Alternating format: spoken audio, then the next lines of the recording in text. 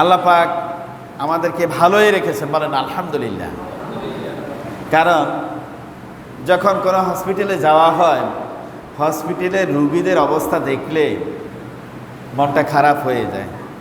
যে কোনো হসপিটালে যাবেন, এই বিভিন্ন ক্যাটাগরি রুগীদের যে যন্ত্রণাদায়ক চিৎকার, তাদের যে চেঁচামেচি, তাদের যে অবস্থান, এর চেয়ে আল্লাহ সুবহানাহু ওয়া তাআলা দয়া করে মায়া করে আমাদেরকে অনেক গুণ ভালো রেখেছেন। এই জন্য আবারও বলি আলহামদুলিল্লাহ।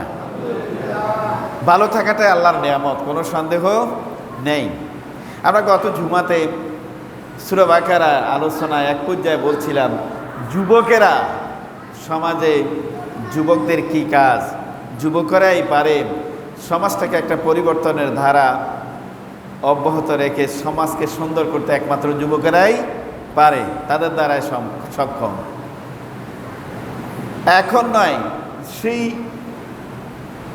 বিশ্ব মানবতার মুক্তির দূত জনাব রাসূলুল্লাহ সাল্লাল্লাহু আলাইহি ওয়াসাল্লাম যখন এই পৃথিবীতে এসেছেন, তখনও যুবকদের ভূমিকা ছিল অপরিসীম, যেটা বর্ণনা করে শেষ করা যাবে না। আর এই আগস্টে আমাদেরকে স্মরণ করে দিয়ে 5 আগস্ট যেই অবতারণা করেছিলেন, যুবকদের যে অবস্থান ছিল, সে অবস্থানের প্রেক্ষিতে আমরা সুন্দর একটা পরিবেশ পেয়েছি, বলি আলহামদুলিল্লাহ। এই জন্য যুগে যুগে যুবকদের ত্যাগ, যুবকদের রক্তঝরা, যুবকদের মাধ্যমেই দেশে তামাম বিশ্বের ভিতরে ইসলামের সুশীতল ঝান্ডা উঠতেছে। এই যুবকদের অবদান বেশি। তেমনটি করে নবী মুহাম্মদুর রাসূলুল্লাহ সাল্লাল্লাহু আলাইহি ওয়াসাল্লাম যখন মক্কায় ছিলেন, তখনও নবুয়ত প্রাপ্তি হন নাই, কিন্তু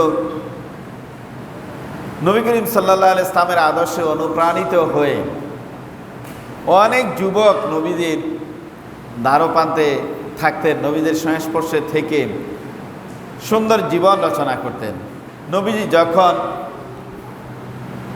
নবুয়ত প্রাপ্তি হলেন, তখন অনেক যুবক স্বেচ্ছায় এসে গোপনে সামাজিকতার ভয়ে, পারিপার্শ্বিকতার ভয়ে, তার গার্ডিয়ানদের ভয়ে একান্তে গোপনে ইসলাম ধর্ম গ্রহণ করেছে অনেকে, বলেন না সুবহানাল্লাহ। সেই যুবকদের ভিতরে একজন নাম ছিল আব্দুস শামস। আব্দুস শামস 17 বছর, কিতাবে আসছে, হাদিসের বর্ণনায় দেখা যায় 17 বছরের টকবগে যুবক নবী করিম সাল্লাল্লাহু আলাইহি ইসলামের প্রেমে এতই বিভোর হয়ে গেলেন যে তিনি নবীজিকে ছাড়া আর কিছুই বুঝতেন না। এখন নবীজির প্রেম এবং মহব্বতে সবসময় তাকে এটা কি করতো, পীড়া দিত, নবীজির সংস্পর্শ ছাড়া থাকতে পারতেন না। এর আগে আমরা বলতে হয় যে আমরা পৃথিবীর উপরে এমন কোনো ব্যক্তি নেই যে বলতে পারবে যে আগামী 1 বছর আমি বাঁচতে পারবো, এমন কোনো গ্যারেন্টি আছে? সে যুবক বলেন, সে একবার বয়োবৃদ্ধ বলেন, যে কেউ, যুবক বলেন, ছোট বাচ্চা বলেন, বয়োবৃদ্ধ বলেন, সবাই, প্রত্যেকটা মানুষ মৃত্যুর জন্য প্রস্তুত। মৃত্যু থেকে বাঁচার, মৃত্যু থেকে এড়ানোর কোনো পথ খোলা নেই, আছে কি? এত কিছু জানি আমরা, যে আমরা জানি আমাদের সামনে সবচেয়ে বড় ভয় যেটা হলো মৃত্যু, কিন্তু জানার পরও শয়তানি কুপ্ররোচনায় হোক, ব্যক্তি মনস্তাত্ত্বিককে নিজের ব্যক্তি মনের পূজারী হোক, যে কোনো ব্যাপারে সে কি করে, এত কিছু জানে, মৃত্যু তার অবধারিত, সে এই জগৎ ছেড়ে চলে যাবে, এরপরেও দুনিয়ার মোহে তাকে কি করে, অন্ধ করে রাখে। এটার একটি মাত্র কারণ হলো, হয়তোবা তার নসিবে ইসলাম নেই, হয়তোবা তার নসিবে মোমেন্ট সার্টিফিকেট নেই, হয়তোবা তার নসিবে জান্নাত নেই, যার প্রেক্ষিতে সে সবসময় কি করে থাকে, ভুলের উপরে থাকে, নিজের মতকে পায়রুটি দেয়। কিন্তু জাগতিক জীবনে সত্যকে সত্য বলা, মিথ্যাকে মিথ্যা বলা, নিজেকে প্রতিষ্ঠিত করার জন্য যে একটা আল্লাহর দেয়া একটা বিধান, সে বিধানের উপর অটুট থাকা, সে বিধানের উপর অবিচল থাকা, সে বিধানের উপর দৃঢ় প্রত্যয় থাকা অনেকের দ্বারায় সম্ভব হয় না। যাদের সম্ভব হয় না এরা হচ্ছে পোড়া কপাল, বদনসিব। এদের দ্বারা না দুনিয়া না আখিরাত কোনোটাই তাদের জন্য অর্জিত হয় না। কিন্তু এর ভিতরে ওই ব্যক্তিরাই সবচেয়ে বড় সৌভাগ্য, যারা জানে যে আমি মারা যাব, এবং যারা জানে আমি সত্য বলতে হবে।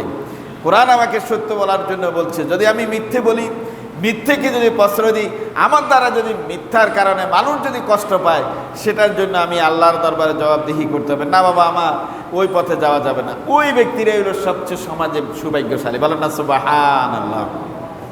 ওই ব্যক্তিদের তালিকায় সাহাবারা আছে। সাহাবাদের পরপর তাদের অনুসারী তারা ওই ব্যক্তিরাই আছে। একে একে এইভাবে প্রত্যেকটা ধারায়, যেমন আগামীতে নির্বাচন আসবে, মানুষের ভিতরে কত মত কত পথ। দেখেন গত পরশু এসএসকে রোডে মানে মিছিল করতেছে, কয় যে কি গণতন্ত্র হারাম, গণতন্ত্র হারাম, গণতন্ত্র মানে ভোট হারাম, ভোট হারাম। আমি তাকায় দেখলাম কত 20-25 জন আলেমের পোশাকেই তারা, কিন্তু তারা বলে বেড়াইতেছে কি গণতন্ত্র হারাম, ভোট হারাম। গণতন্ত্র যদি হারাম হয়, ভোট যদি হারাম হয়, আমি আজকে সকালবেলা একটা আলোচনা ছিল আমার একটা জায়গায়, ওখানে প্রোগ্রামে আলোচনাতে আমি বললাম নবী করিম সাল্লাল্লাহু আলাইহি ওয়াসাল্লাম আল্লাহর দেওয়া একজন নেতা, কোনো সন্দেহ আছে? ওহী প্রাপ্ত গ্র্যান্টেড একজন নেতা। সেই নেতা হলো আল্লাহ প্রদত্ত, নির্বাচিত। আল্লাহ তাকে কি নির্বাচিত করেছেন। নির্বাচন করার পর আল্লাহ কোরআনুল কারীমের ভিতরে বলে দিলেন, সূরা ইয়াসিন আমরা অনেকেই পড়ি, ইয়াসিন ওয়াল কুরআনিল হাকিম ইন্নাকা লামিনাল মুরসালিন আলা সিরাতিম মুস্তাকিম। আল্লাহ রাব্বুল আলামিন বলতেছেন যে প্রজ্ঞাময় কোরআনের শপথ, নিশ্চয় নবী মুহাম্মদ রাসূলুল্লাহ সাল্লাল্লাহু আলাইহি ওয়াসাল্লাম রিসালাতের দায়িত্বপ্রাপ্ত একজন নবী, এবং তিনি সত্য পথের যাত্রী। বলেন না সুবহানাল্লাহ। কে বলে দিলেন? আল্লাহ পাঠালেন আল্লাহ নবীকে। আল্লাহ আবার মোহর মেরে স্বীকৃতি দিয়ে দিলেন যে ইনি নবী, আমি প্রদত্ত, এবং রিসালাতের দায়িত্ব আমি তার হাতে উঠাই দিছি, এবং সত্য পথযাত্রীদের মধ্যে তিনি একজন। বলেন না সুবহানাল্লাহ। তো এখন তিনি যখন দুনিয়া ছেড়ে চলে যাবেন, যারা বলেন গণতন্ত্র হারাম, নির্বাচন হারাম, তো এখন তিনি দুনিয়া থেকে বিদায় নেওয়া কালীন বিদায় যখন নেবেন, তখন 4 জন প্রধান খলিফা ছিলেন। আপনারা জানেন কেন? 4 জন প্রধান কি খলিফা? হযরত আবু বকর, হযরত ওমর আল ফারুক রাদিয়াল্লাহু তাআলা, হযরত আলী রাদিয়াল্লাহু তাআলা, হযরত ওসমান রাদিয়াল্লাহু তাআলা। এর ভিতরে একজন হলো শ্বশুর, আর 2 জনই হইল জামাতা। চিনেন নি আপনারা? শ্বশুর হলো হযরত আবু বকর রাদিয়াল্লাহু তাআলা, এবং কি সর্বপ্রথম দোস্ত, নবীদের সংস্পর্শে বেশি ছিলেন। আর জামাতা হলেন হযরত ওসমান রাদিয়াল্লাহু তাআলা। ওসমান রাদিয়াল্লাহু তাআলাকে আবার জিন্নুরাইন বলা হয়। কেন বলা হয় জানেন? নবী করিম সাল্লাল্লাহু আলাইহি ওয়াসাল্লামের 2টা মেয়ের জামাতা ছিলেন তিনি। বলেন না সুবহানাল্লাহ। তো এখন এই জন্য জিন্নুরাইন বলা। আরেকজন হচ্ছে আলী রাদিয়াল্লাহু তাআলা, ফাতিমা রাদিয়াল্লাহু তাআলা আনহার হাজব্যান্ড। তো নবী তো পারতেন যদি নির্বাচন আর তারপরে যে কিনা গণতন্ত্র যদি হারাম হইতো, তাহলে নবীজি সাল্লাল্লাহু আলাইহি ওয়াসাল্লাম এই দুনিয়া থেকে বিদায় নেওয়ার আগে বলে দিতে পারতেন। হয়তো বলতে পারতেন আমার শ্বশুর এই যে আমার পরে তিনি এই লিডার, তিনি নেতা নির্বাচিত হবেন। নয়তোবা বলতে পারতেন আমার 2 জামাতার ভিতরে এক জামাতা কি করবে? নেতৃত্ব নিবে, ক্ষমতা নিবে, তিনি ক্ষমতার মসনদে বসবেন। আচ্ছা বলুন তো দেখি, আল্লাহ রসুল কি এমন কথা বলেছেন? বলেন নাই। কেন বলেন নাই? আমি দুনিয়া থেকে চলে যাওয়ার পর আমার যে সাহাবায়ে কেরামরা আছেন, আমার যেই তারপরে উম্মতেরা আছে, উম্মতেরাই তাদের লিডারকে নির্বাচিত করবে। বলেন না সুবহানাল্লাহ। তাহলে রসুল সাল্লাল্লাহু আলাইহি ওয়াসাল্লাম গণতন্ত্রের দ্বারা কি বলে দেন নাই? এটাই তো কথা। তো সেই প্রসঙ্গে আমরা পরে কথা বলবো। তো বলতেছিলাম যে রসুল নির্বাচিত না করে দিয়া মানুষের কাছে নির্বাচনের ক্ষমতা নেতা নির্বাচিত করবে, আর সেই নেতা যে যারা নির্বাচিত করবে, যদি নেতা নির্বাচন করাকালীন যদি আপনার আমার যদি ভুল হয়, তাহলে এটার জন্য ভোগান্তিকে আমি আর আপনি কি করব? এই ভোগান্তি হব। একটা কথা মনে রাখবেন যে এখানে আপনারা যারা আছেন, কেউ আমার একজনও দুশ্মন না। দুশ্মন না, সবাই আমরা মুসলিম ভাই। কিন্তু অনেক সময় আমরা যখন আলোচনা করি, অনেকেই মনে করে নিশ্চয় মনে হয় আমি এই দলের বা এই মত পোষণ করে। আমি বলবো যে আপনাকে আল্লাহ পাক সুন্দর একটা মত দিয়েছেন, সুন্দর একটা বিবেক দিয়েছেন। আল্লাহর দেওয়া প্রদত্ত এই কোরআন আপনার আমার প্রত্যেকের ঘরে আছে। এই কোরআনকে এবং এই আল্লাহকে ভয় করি বলেই আমরা আজকে মসজিদে এসেছি, নাহলে আমরা আসতাম না। আরেকটা ভয় করি যে আমরা এই দুনিয়াতে থাকবো না, ক্ষণস্থায়ী জিন্দিগি। আমার কথার আলোচনার প্রথম প্রেক্ষাপট ছিল যে এমন কোনো ব্যক্তি নেই যে বুকে হাত দিয়ে বলতে পারবে আমি আগামী 1 বছর বাঁচবো। আমি বলি 1 বছর কেন, আগামী একদিন বাঁচবো এই গ্যারান্টিও আমাদের কারো কাছে নেই। আছে ভালো ভালো লোক, দেখা গেছে আজকে শুনলাম তার সাথে দেখা হলো, চা খাইলাম, একসাথে বসলাম, একটু পরে আমি আমার মতো করে বাসায় চলে আসছি, উনি ওনার মতো বাসায় চলে গেছে। 1 ঘন্টা পরে ফেসবুকে দেখেছেন কি সর্বপ্রথম ওনার মৃত্যুর খবরটা এসছে যে এক ঘরে যাওয়ার পরে বেশিক্ষণ ছিল না, হঠাৎ করে বুক ব্যথা করছে, মারা গেছে। এইভাবে আপনার আমার মৃত্যুর সংবাদ যে কোনো মুহূর্তে প্রচার হতেই পারে। তবে সবচেয়ে বড় কথা হলো অর্থ সম্পদ কোনো মেজর সাবজেক্ট নয়, এটা এ আসবে এই যাবে। সবচেয়ে বড় মেজর সাবজেক্ট হলো আপনার ঈমান। যদি আপনি ঈমানটাকে যদি পোষণ করতে না পারেন, আপনার চেয়ে পোড়া কপাল, আপনার চেয়ে হতভাগা, আপনার চেয়ে দুর্ভাগা পৃথিবীর উপরে, আসমান এবং জমিনের উপরে আর কেউ নাই। বলেন না নাউযুবিল্লাহ, আল্লাহ পাক আমাদেরকে ক্ষমা করুন। আমরা অনেকেই সাদা জামা পরি, মাথায় সাদা টুপি দেই, জামাও পরি, সব কিছু করি, নামাজও পড়ি, কিন্তু আপনার আমার খোলাসিয়াত চরিত্রকে যখন রিসার্চ করা হয় তখন নামাজের সাথে মিলে না, কোরআনের সাথে মিলে না, হাদিসের সাথে মিলে না, নবীর আদর্শের সাথে মিলে না, ইসলামের তরিকার সাথে মিলে না, ইসলামিক কানুনের সাথে মিলে না, ইনসাফের দৃষ্টিতে মিলে না, বেইনসাফিতে ভরা। তখন কি বলা যাবে দিব্যি যে আপনি মুসলমান? যদি এমনটি হতো, ড্রেস আপ আর ইসলাম আর কালিমার শুধু মুখে পড়লাম, এরপরেই যদি আপনার আমার যদি বেহেশতের গ্যারান্টি হতো, দোজাহানের সর্দার নবী মুহাম্মদুর রাসূলুল্লাহ সাল্লাল্লাহু আলাইহি ওয়াসাল্লাম নিজের কলিজার টুকরা ফাতিমা রাদিয়াল্লাহু তাআলা আনহাকে বললেন, বাবারে তুমি ময়দানে মাহশরে মুসিবতের ময়দানে এমনটি বলে কখনো পার পাবে না যে আমি নবী মুহাম্মদুর রাসূলুল্লাহ সাল্লাল্লাহু আলাইহি ওয়াসাল্লাম কলিজার টুকরা মেয়ে ফাতিমা, আজকে কবরের শাস্তি আমাকে দেয়া যাবে না, আমি তো নবীর কলিজার টুকরা মেয়ে। তুমি এমনটি করে পার পাবে না যে এমনটি বলতে পারবে না যে ৬০ জন প্রধান সাহাবীর ভিতরে নবীর অন্তরঙ্গ দোস্তের ভিতরে বন্ধুত্বের ভিতরে আলী রাদিয়াল্লাহু তাআলা আনহু ছিলেন, সুতরাং আমি আলীর সহধর্মিণী, আলীর স্ত্রী। তুমি এমনটি বলতে পারবে না হাসান হুসাইন ২ জনের আম্মা জান আমি। শোনো ফাতিমা, তুমি তোমার আমল দিয়েই পরকালে পার হবার জন্য প্রস্তুত থাকো। বলেন সুবহানাল্লাহ। আমল ছাড়া, তোমার নেকি ছাড়া, তোমার নীতিকে পরিশোধন ছাড়া কখনোই তুমি পার পেতে পারো না।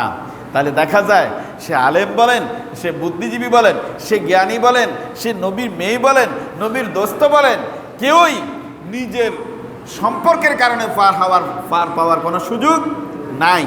সুযোগটা তৈরি করতে হবে আপনার আমার আমল দিয়ে। আল্লাহ রাব্বুল আলামিন সূরা বাকারা বলছেন, ওয়াবাশশিরিল লাযিনা আমানু ওয়া আমিলুস সালিহাতি আন্না লাহুম জান্নাতুন তাজরি মিন তাহতিহাল আনহার কুল্লামা রুজিকু মিনহা মিন সামারাতিন রিজকান ক্বালু হাযাল্লাযী রুজিকনা মিন ক্বাবলু ওয়া উতু বিহি মুতাশাবিহা ওয়ালাহুম ফিহা আজওয়াজুম মুতাহহারাতুন ওয়া হুম ফিহা খালিদুন। আল্লাহ রাব্বুল আলামিন বলেন, ওদের জন্যই তো শুভ সংবাদ যারা আমার প্রতি ঈমান আনয়ন করেছেন আর আমলে চলে করেছেন, ওয়াবাশশিরিল্লাযিনা আমানু ওয়া আমিলুস সালিহাত, এবং আমলে সালে করেছেন, নেক কাজ করেছেন। ফজরের নামাজের সময় সে ঘুমন্ত অবস্থায় থাকে নাই, মসজিদে নামাজ কায়েম করতে এসেছে। সমাজে বিশৃঙ্খল চলে, সে এই অবস্থায় চুপ থাকে নাই, সুশৃঙ্খল বাদনে আবদ্ধ করার জন্য তার ত্যাগ ছিল। এই আমলে সোয়ালে করা ব্যক্তিদের জন্য আমি রাব্বুল আলামিন জান্নাতের শুভ সংবাদ দিচ্ছি। বলেন সুবহানাল্লাহ। কিসের শুভ সংবাদ দিচ্ছেন? জান্নাতের। এরপর আল্লাহ রাব্বুল আলামিন বলেন, শোনো, এই শুভ সংবাদের ভিতরে শুধু জান্নাত দিচ্ছি, জান্নাতের অসংখ্য নিয়ামতের ভিতরে এটা একটা নিয়ামত আছে, তাজরি মিন তাহতিহাল আনহার। আল্লাহু আকবার। জান্নাতের তলদেশে নির্ঝরণী থাকবে, ঝর্ণা থাকবে, নদী থাকবে প্রবাহমান। তোমাদের প্রশান্তি, তোমাদেরকে শান্তি দানের জন্য, তোমাদেরকে প্রশান্তি আনয়নের জন্য সকল রকমের ব্যবস্থাপনা আমি রাব্বুল আলামিন জারি রাখবো। বলেন সুবহানাল্লাহ। কাদের জন্য রাখবেন? যারা দুনিয়াতে কষ্ট করবে, যারা দুনিয়াকে আপন ভাববে না, শত আপন, কিন্তু সে ইনসাফ ভিত্তিক রচনা, ইনসাফকে প্রতিষ্ঠিত করেছে, অন্যায়কে অন্যায় বলতে শিখেছে, সাদাকে সাদা বলতে জানে, কালোকে কালো বলতে জানে, ওই ব্যক্তি সে জান্নাতি। সে আমার উপর ঈমান আনয়ন করার পর আমার নির্দেশিত পথে সে অটুট ছিল। অটুট ছিল বলে আমি রাব্বুল আলামিন তাদেরকে ঘোষণা দিচ্ছি যে তোমাদের জন্য জান্নাত রয়েছে। ওই জান্নাত, যে জান্নাতের তলদেশে নির্ঝরণী প্রবাহমান ঝর্ণা রয়েছে। শুধু ঝর্ণা নয়, শোনো বান্দারা, দুনিয়াতে কষ্ট করেছ আর একটি মাত্র উদ্দেশ্য, সেটা হলো পরকালে শান্তি পাওয়ার জন্য, পরকালে প্রশান্তিদায়ক দিনগুলো অতিবাহিত করার জন্য আমি রাব্বুল আলামিন ঘোষণা দিচ্ছি তোমাদেরকে বেহেশতের ভিতরে এমন ফলফলাদি তোমাদের জন্য রেখেছি, যাও কখনো তোমরা কল্পনাও করতে পারো নাই। বলেন সুবহানাল্লাহ।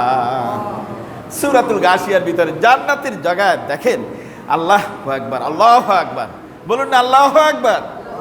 এই পবিত্র কোরআন আপনি যখন পড়তে যাবেন, যতটি জায়গায় জাহান্নামের কথা বলেছেন, প্রত্যেকটা জায়গায় আল্লাহ রাব্বুল আলামিন আবার জান্নাতের কথা বলেছেন। কেন?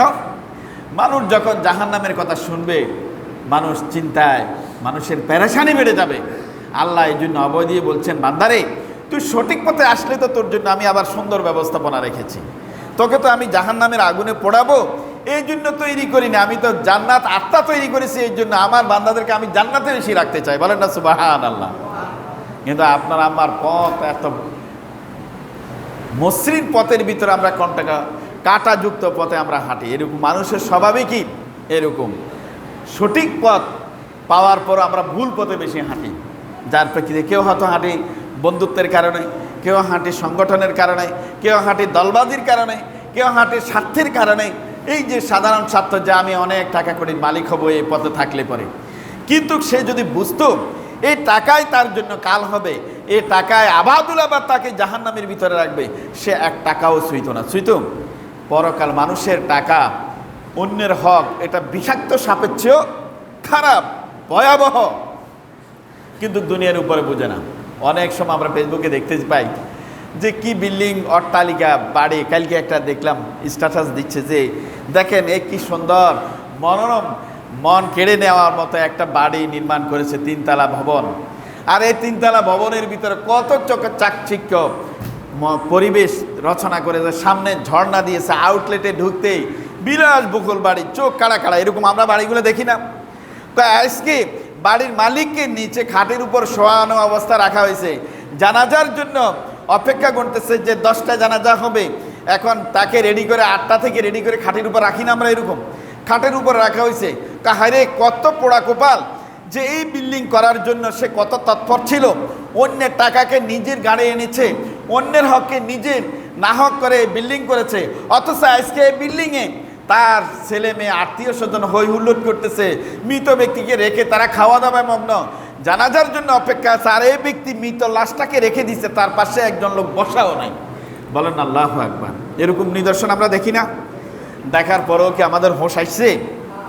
দেখার পরেও কি আমরা ফিরে পাই যে না, অন্যের হক আমি কখনোই আত্মসাৎ করতে পারি না। আমি আজকে মরলে কাল 2 দিন আর এই সম্পদ খাবে আমার ওয়ারিসেরা, তারা রঙ্গমঞ্চ তৈরি করবে, বাট জাহান্নামের অগ্নিতে আমি দগ্ধ হব, এমন সম্পদ আমি দুনিয়ার উপরে রাখবো না। এরকম অনেক আছে কিনা? না নাই, অনেক আছে। নিবৃত্তে গোপনে মসজিদের ট্রাস্টে দিয়ে দে তার জায়গাটুকুর, মাদ্রাসার ট্রাস্টে দিয়ে দে, এতিমখানায় দিয়ে দে, আর বলে যে কি আমি আমার বাচ্চাদেরকে পড়ালেখা করাইছি, তারা তাদের মতো করে চলবে, ইনশাল্লাহ হক পথে চলবে, তারা না হক পথে চলবে না। আমি আমার উপার্জিত টাকা কিছু নিজের জন্য খরচ করলাম, আর কিছু আমার ছেলেদেরকে দিলাম, বলে না। আবার কেউ আছে একদম কোনো ট্রাস্ট নাই, মসজিদ নাই, মক্তব নাই, একান্তেই নিজের জন্য, আর আমার আওলাদ, সে আওলাদেরাই ওই লাশটাকে রেখে উপরে কি তারা আনন্দ উপভোগ করবে। এরকম দৃষ্টান্তগুলো দেখার পরও ইতিহাস থেকে আমরা শিক্ষা নেই না। ইতিহাস বড় বেদনা ভিদুর। ইতিহাস থেকে যদি আমরা শিক্ষা নেই, আমাদের রাষ্ট্রনায়করা আজীবন স্বর্ণের শিখরে আরোহণ করতে পারত, কিন্তু ইতিহাস থেকে শিক্ষা নেয় না বলে যে তারা চরম ভোগান্তি, চরম নির্যাতিত, চরম মানুষের পাত্র থাকে, ঠিক না? আসুন তাহলে আল্লাহ সুবহানাহু ওয়া তাআলা একজন যুবক যদি সে যদি ত্যাগ যদি করতে জানে, তখন তার জন্য জান্নাত রেডি। তাই আলোচনার প্রথমে বলছিলাম, নাম ছিল আব্দুস শামস, 17 বছরের টকবগে যুবক। এই যুবকটা নবী করিম সাল্লাল্লাহু আলাইহি ইসলামের প্রেমে আকৃষ্ট হয়ে একান্তে গোপনে নবী করিম সাল্লাল্লাহু আলাইহি ওয়াসাল্লামের হাতে কালেমা গ্রহণ করলেন। আর 3 বছরে আল্লাহর পক্ষ থেকে ওয়ার্ডার এসে গেল, নবী মুহাম্মদুর রাসূলুল্লাহ সাল্লাল্লাহু আলাইহি ওয়াসাল্লাম মক্কা ছেড়ে মদিনায় হিজরত করলেন। কিন্তু আব্দুস শামস তো এখনো রয়ে গেছে মক্কায়, মন ভালো নেই। তার চাচা বলল, কি ব্যাপার আব্দুস শামস, তোমাকে খুব বিষণ্ণ বিষণ্ণ দেখা যাচ্ছে, ব্যাপার কি? কাজে কর্মে তেমন একটা তোমার মনোনিবেশ নেই। আব্দুস শামস আর নিজেকেই গোপন রাখতে পারলেন না, তিনি এবার বলে ফেললেন, হ্যাঁ আসলে বাস্তবিকই আমি নবী মুহাম্মদুর রাসূলুল্লাহ সাল্লাল্লাহু আলাইহি ওয়াসাল্লাম যখন মক্কা ছেড়ে মদিনায় হিজরত করলেন, তখন থেকে আমার মনটা আর মক্কায় রাখতে পারতেছি না। এই কথা শোনার পর চাচা তেলে বেগুনে জ্বলে উঠলেন, বললেন, কি স্পর্ধা তোমার, তুমি মুহাম্মদের প্রেমিক হয়েছ, অথচ তোমার এই যে ওটের পাল দেখতেছ, তোমার যে বকরির পালটা, এটা তো সম্পূর্ণ আমার দেওয়া, তুমি কি করে তোমার এত বড় স্পর্ধা, মুহাম্মদকে তুমি ভালো পাও? বললো যে কি ঠিক আছে, তাহলে আপনার সম্পদ আপনি নিয়ে নেন, ওটের পাল আমি ছেড়ে দিলাম, আজকে থেকে আপনার দখলে নিয়ে নেন, আমার ওটের পালের দরকার নাই। আমি নবী মুহাম্মদুর রাসূলুল্লাহ সাল্লাল্লাহু আলাইহি ওয়াসাল্লামকে আমার জীবনের চেয়ে ভালো পাই, আমি জীবনের চেয়ে বেশি তাকে প্রায়োরিটি দেই। এই কথা বলার পর চাচা তেজস্ক্রিয়তা আরও বেড়ে গেল, বললে, এই যে শোন, তোর পরনে যে জামাটা এটাও তো আমার দেওয়া। সুতরাং এই কথা বলার পর সাথে সাথে আব্দুস শামস এ টকবগে যুবক নিজের গায়ের থেকে জামাটাও খুলে ছুঁড়ে মেরে দিলেন, বললেন, ঠিক আছে তাও নিয়ে নাও। এরপরে চলে গেলেন, মায়ের কাছে গেলেন। মা বলে ডাক দেওয়ার পর ঘরের দরজা খোলার পর মা দেখলেন উপযুক্ত একটা ছেলে, পরনে কাপড় নাই। মা একটা আধা কাটা কম্বল দরজা থেকে ছুঁড়ে মারলেন ছেলের উপরে। ছেলে এটা পরে মদিনার পথ ধরে হাঁটতেছেন, হাঁটতে হাঁটতে এক পর্যায়ে মদিনায় পৌঁছলেন। মদিনায় পৌঁছবার পর নবী মুহাম্মদুর রাসূলুল্লাহ সাল্লাল্লাহু আলাইহি ওয়াসাল্লামের সাথে সাক্ষাৎ হলো। বিস্তারিত বিবরণ দেওয়ার পর আল্লাহ রসুলের চোখের পানি বেয়ে বেয়ে পড়তেছে, আর বলতেছে, ও আব্দুস শামস, তুমি যে ত্যাগ করেছ ইসলামের জন্য, তুমি যে ত্যাগ, যে বিসর্জন দিয়েছ, নিজের ওটের পাল ছেড়ে দিয়েছ, বকরির পাল ছেড়ে দিয়ে এসেছ, নিতান্তই নিজের শরীরের জামা কাপড় ছেড়ে দিয়ে এসেছ। আব্দুস শামস রে, তোমার নাম আজকে থেকে আব্দুল্লাহ জুল বাদাদাইন, বলেন না সুবহানাল্লাহ। তুমি আল্লাহর গোলাম, তোমার নাম আব্দুল্লাহ। এরপরে নবী মুহাম্মদুর রাসূলুল্লাহ সাল্লাল্লাহু আলাইহি ওয়াসাল্লাম মসজিদের নববীর পাশে আসহাবে সুফফাতে ভিড়ে দিলেন, যাদের বাড়ি নাই যাদের থাকার ঘর নাই, দুই মুঠো ভাত খাওয়ার, দুই মুঠো খাওয়া যাদের জোগাড়ের ব্যবস্থা নাই, ওই সমস্ত লোকদেরকে আসহাবে সুফফার কবুতরার সামনে রেখে দেন। তাদেরকে বিভিন্ন দিক থেকে হাদিয়া আসলে পরে তাদেরকে খাওয়ান। কিন্তু আব্দুল্লাহ জুলবাদা দাইন আসহাবে সুফফাতে ঢুকার পর জোরে জোরে কোরআন তেলাওয়াত করে, বেশি জোরে জোরে জিকির করে। আসহাবের সুফফার লোকেরা বলল, ইয়া রাসূলুল্লাহ সাল্লাল্লাহু আলাইহি ওয়াসাল্লাম, এমন এক ব্যক্তিকে আমাদের সাথে থাকতে দিলেন, সে অতি আওয়াজে কোরআন পড়তে থাকে, আমাদের ডিস্টার্ব হয়। আল্লাহ রাসূল সাল্লাল্লাহু আলাইহি ওয়াসাল্লাম বললেন, দেখো রে, এ আমার আব্দুল্লাহ নিজের জন্য, ইসলামের নিজের জন্য কিছু অবশিষ্ট রাখে নাই, তার আবেগটা তাকে জোরে জোরে পড়তে দাও। সে ইসলামের জন্য বড়ই ত্যাগ করেছে, সম্পদ ছেড়েছে, বাড়ি ছেড়েছে, মা ছেড়েছে, পরিবার ছেড়েছে, শেষ পর্যন্ত তার দেখের পোশাক পর্যন্ত ছেড়ে দেয়া ইসলামের দলে এসে বেড়েছে। সুতরাং তার আবেগেই তাকে কাজ করতে দাও। বলেন না সুবহানাল্লাহ। ইতিবচ্ছনে নবী মুহাম্মদুর রাসূলুল্লাহ সাল্লাল্লাহু আলাইহি ওয়াসাল্লাম যুদ্ধের জন্য লোকদেরকে রেডি করতেছেন। আব্দুল্লাহ জুলবাদা দাইন তড়িৎ বেগে নবী করিম সাল্লাল্লাহু আলাইহি ওয়াসাল্লামের সামনে এসে বসলেন। বলেন, ইয়া রাসূলুল্লাহ সাল্লাল্লাহু আলাইহি ওয়াসাল্লাম, আমি আমার জীবনে ত্যাগ যাই দিয়েছি সেটা নগণ্য, আমি আমার জীবনটা দিয়ে ধন্য হতে চাই। আমি শহীদের কাতারে নিজের নামটাকে উঠাতে চাই, আমার নামটাও রিক্রুট করেন।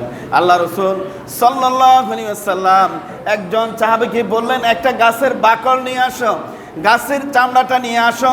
নিয়ে আসার পর আল্লাহর রাসূল আব্দুল্লাহ জুলবাদা দাইনের হাতে বেঁধে দিয়ে বললেন, হে আল্লাহ, আব্দুল্লাহ নিজের জীবনকে বিসর্জন দেওয়ার জন্য প্রস্তুত, আমি তার জন্য কাফেরদের কাছে তার রক্তটা আমি হারাম করে দিলাম। এই কথা বলার পর আব্দুল্লাহ বললেন, ইয়া রাসূলুল্লাহ, আমি তো চেয়েছিলাম শহীদ হওয়ার জন্য, কিন্তু আপনি কাফিরদের কাছে আব্দুল্লাহর রক্ত হারাম করে দিলেন কেন? তারা আমাকে হত্যা করলেই তো আমি শহীদ হয়ে যাব। আল্লাহ রাসূল বললেন, ও জুলবাদা দাইন, জানিয়ে রাখো, তুমি ইসলামের জন্য যেই ত্যাগ দিয়েছ, যেই বিসর্জন দিয়েছ, তুমি যদি জ্বরেও আক্রান্ত হয়ে যদি মারা যাও, তবেও তুমি শহীদের মর্যাদা পাবে। বলেন সুবহানাল্লাহ।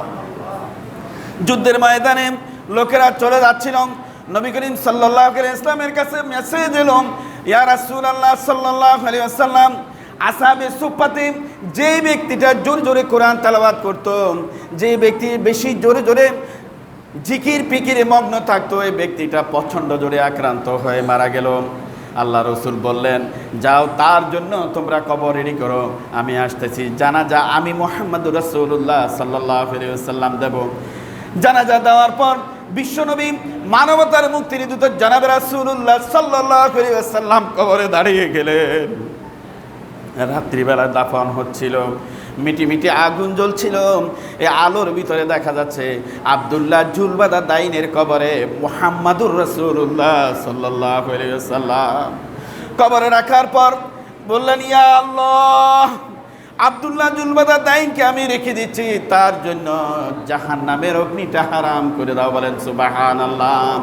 ইসলামের জন্য, দ্বীনের জন্য, কোরআনের জন্য যারা এইভাবে নিজের জীবনটাকে বিসর্জন করে দেয়, তারা তো আলাতুন আলা, তারা তাদের কবরগুলা কখনো অন্ধকারাচ্ছন্ন থাকে না, তাদের কবরটায় আলো দ্বারাই নূরান্বিত করে দেওয়া হয়। বলেন সুবহানাল্লাহ। প্রিয় ভাইরা আমার, তাই তো আসুন আল্লাহ রাব্বুল আলামিনের দেওয়া জান্নাত ভোগ করার জন্য 5 ওয়াক্ত নামাজ পড়ার সাথে সাথে আপনার আমার চরিত্রটাকেও সংশোধন করা চাই। নামাজমুখী হব, নামাজ পড়ার সাথে সাথে সমাজটাকে পুনর্গঠিত করার জন্য তৎপর থাকব, তবে তো আপনার আমার জন্য জান্নাত অপেক্ষা করবে। যে জান্নাতের ভিতরে আল্লাহ রাব্বুল আলামিন বলেন, তাদের জন্য এমন কোনো নিয়ামত নেই যারা তারা জান্নাতে পাবে না। বলেন সুবহানাল্লাহ। নিয়ামতগুলি পাওয়ার পর বুখারীর বর্ণনায় এসেছে, একটা যখন ফল তাদের সামনে আসবে, আবার যখন খাইতে চাইবেন, আবার ফলগুলো আসবে, জান্নাতীদের পক্ষ থেকে বলা হবে, অবিকল ফল তো দুনিয়ায় আমরা দেখেছি। তখন তাদের কাছে আওয়াজ আসবে, বান্দারে মুখে দাও, এক একটা ফলের দুনিয়ার বাজারে এক একটা ফল এক এক রকম, কিন্তু জান্নাতের বাজারে একটা ফল যদি 100টা ফল যদি এক রকম হয়, তার তৃপ্তিটাও হবে 1000 রকম। বলেন সুবহানাল্লাহ। এর ভিতরে সেখানে থাকবে শুদ্ধাচারিণী নারী, আপনার আমার জন্য সব কিছুর ব্যবস্থা থাকবে, কিন্তু এই ব্যবস্থাপনা জন্য মালিক হওয়ার জন্য একটাই, সেটা হলো ক্ষণস্থায়ী জিন্দিগিতে মোহটা আমার ত্যাগ করতে হবে, লোভ লালসাটাকে বিসর্জন দিতে হবে, ন্যায়কে ন্যায় বলতে হবে, অন্যায়কে অন্যায় বলা শিখতে হবে। এই যদি না হয়, তাহলে নামাজ পড়ে, জুমার নামাজ পড়ে, খুতবা শুনে, আলোচনা শুনে, কোরআন পড়ে কোনো লাভ হবে কি? কোনো লাভ হবে না। ইনসাফ ভিত্তিক জিন্দিগি যাপন করতে হবে এবং সমাজে ইনসাফ প্রতিষ্ঠা করার জন্য কোরআনের আদলে আসতে হবে। এছাড়া বিকল্প পথ খোলা নেই। আল্লাহ পাক আমাদের প্রত্যেককে আব্দুল্লাহ জুলবাদা দাইনের মতো আমরা যেন নিজের জীবনটাকে পরিবর্তন করতে পারি, নিজের সম্পদ, মোট, গরু, মহিষ, জায়গা জমি, ঘর বাড়ি, নিজের গায়ের পোশাক সব কিছু বিসর্জন দিও, একমাত্র আল্লাহর দিনকে পায়রুটি দেব, আল্লাহকে পায়রুটি দেব, তবেই আমরা জান্নাতুল আলা মাকান আমাদেরকে আল্লাহ পাক দান করবেন। আল্লাহ পাক আমাদের প্রত্যেককে জান্নাতের সে নিয়ামত ভোগ করার জন্য তৌফিকটুকুন দান করুক। সবাই আমিন বলি। ওয়া মা আলাইনা ইল্লাল বালাগ।